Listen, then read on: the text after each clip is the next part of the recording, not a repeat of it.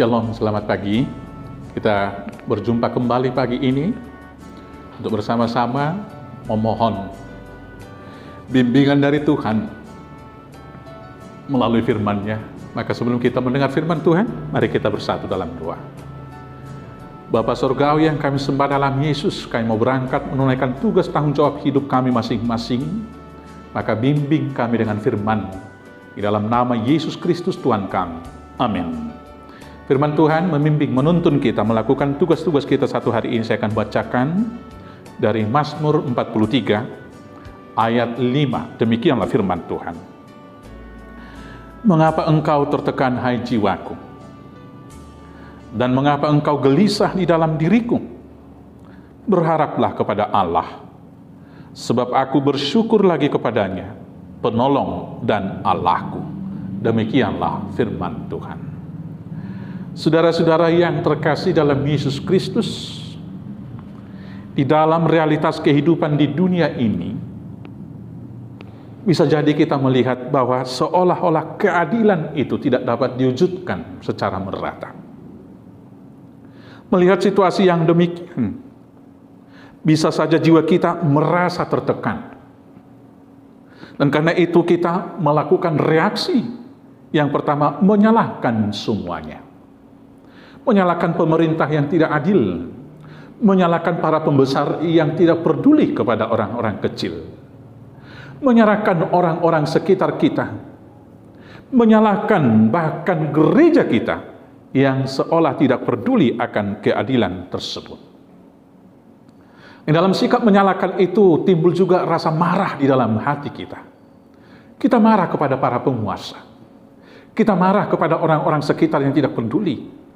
Bahkan yang ironinya, kita marah juga ke gereja seolah-olah gereja tidak bersuara. Para pelayannya tidak peduli.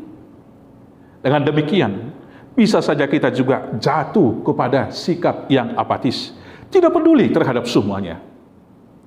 Seolah-olah bahwa keadilan itu hanya sebuah utopi. Saudara-saudaraku yang terkasih, hal demikian dialami pemazmur di sini. Dia mengatakan, kenapa? Mengapa engkau tertekan, hai jiwaku? Mengapa engkau selalu gelisah di dalam diriku?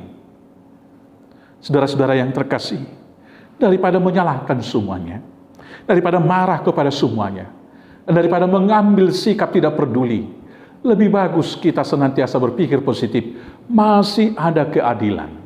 Maka karena itu kita berharap kepada Tuhan. Kenapa kita masih berharap kepada Tuhan? Karena firman Tuhan berkata, Yesus Kristus tetap sama, baik kemarin, baik hari ini, besok, dan sampai selama-lamanya.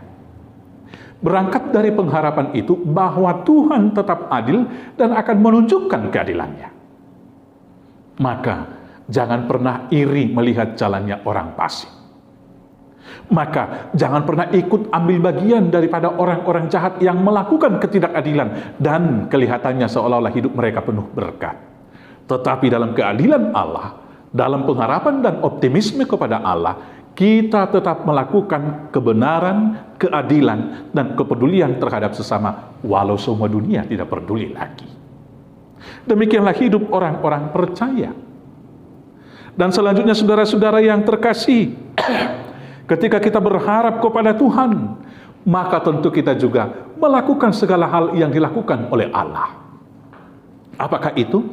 Ketika dunia bertindak tidak adil, ketika dunia tidak ada lagi peduli, ketika dunia tidak lagi mengasihi, Tuhan tetap mengasihi karena Allah adalah kasih. Itu bagian dari orang percaya yang berharap ketika sekeliling kita membenci, ketika sekeliling kita tidak peduli, ketika sekeliling kita tidak berlaku adil, orang percaya harus meneladani Kristus Yesus. Karena apa? Karena kita adalah garam, karena kita adalah terang. Itulah tugas tanggung jawab orang percaya. Kita garam dan terang, tetapi sering disalahkan orang lain. Tidak masalah. Ada hal yang viral yang kita tonton, yaitu di media massa, itu tentang gula yang sering sekali disalahkan apabila dia kurang baik. Misalnya kalau diaduk dengan kopi, kopinya terlalu manis, yang dikatakan terlalu banyak gulanya. Dan kalau pas gulanya, bukan gulanya yang dipuji, tetapi kopinya yang dikatakan, kopinya top banget. Dan lain-lain, dan lain-lain. Ketika seseorang sakit gula, yang dikatakan dia sakit gula, bukan dikatakan dia kebanyakan makan dan lain sebagainya.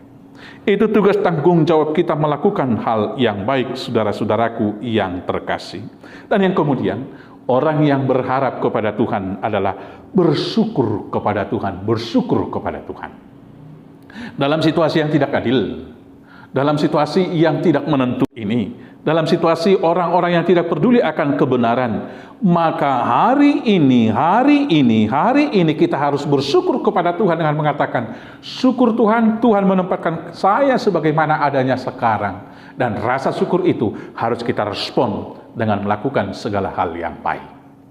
Mensyukuri hal paling kecil, itu akan membuat hidup kita bersemangat dan tahu bahwa Tuhan masih memberi keadilan kepada kita. Maka jiwa kita tidak akan tertekan, hati kita tidak akan gelisah. Karena apa? Kalau dunia tidak berubah, kita akan mengubah diri kita melakukan hal yang baik. Ketika semua tidak melakukan keadilan, di sanalah kita dipanggil untuk menunjukkan keadilan melalui perkataan, pikiran, dan perbuatan kita. Selamat berlaku adil. Tuhan Yesus menyertai. Tuhan Yesus memberkati. Amin. Kita bersatu dalam doa. Terima kasih Bapa atas firman-Mu. Biarlah itu yang menguatkan dan menuntun kami melakukan keadilan dan cinta kasih dan kebenaran di tengah kehidupan kami di dunia ini. Kami bersyukur Tuhan masih memberi kesempatan bagi kami bersaksi di tengah-tengah gurun dunia ini. Berangkatkan kami hanya dengan kasih-Mu di dalam Yesus Kristus, Tuhan Juru Selamat kami yang hidup. Anugerah Tuhan kita Yesus Kristus, kasih setia dari Allah Bapa, dan persekutuan dengan Roh Kudus, kiranya menyertai dan memberkati kamu sekalian sampai selamanya. Amin.